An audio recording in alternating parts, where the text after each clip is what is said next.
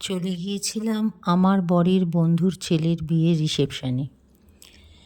তো স্টার্টারে খাওয়া দাওয়ার পর বসে পড়েছিলাম মেন কোর্সে।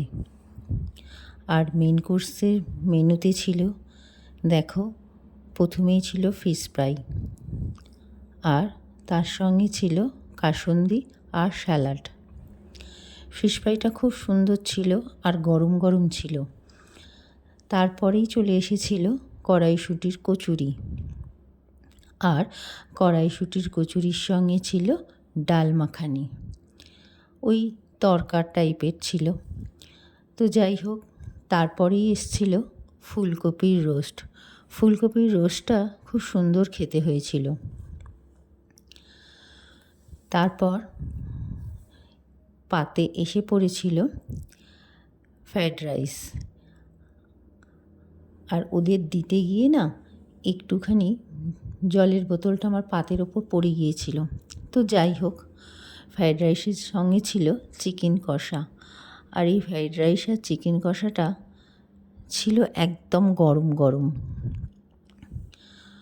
তো তাই জন্যে আমি দ্বিতীয়বার আরেকবার রাইস আর চিকেন কষা নিয়েছিলাম।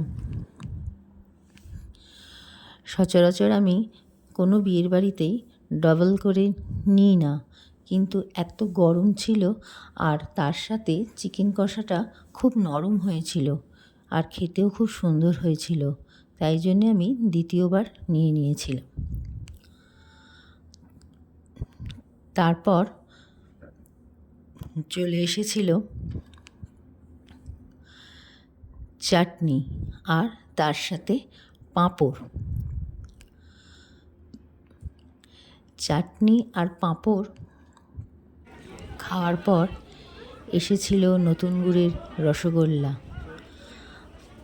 আর আমি না মিষ্টি খেতে খুব ভালোবাসি, কিন্তু কোনো নেমন্তন্ন বাড়িতেই দুবার ধরে খেতে পারি না। নতুন গুড়ের রসগোল্লার পর এসেছিল সন্দেশটাও খুব সুন্দর খেতে হয়েছিল, মানে খেতে ছিল। যাই হোক, তারপর দিয়ে দিয়েছিল গরম জল হাত ধোয়ার জন্য।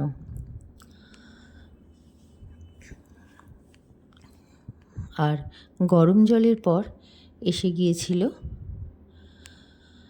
আইসক্রিম। আইসক্রিমটাও খুব সুন্দর ছিল। আর আইসক্রিমের পর এসেছিল পান মশলা। তো যাই হোক, মেন কোর্সের এই ছিল মেনু। তোমাদের কেমন লাগলো বলবে তো। টাটা।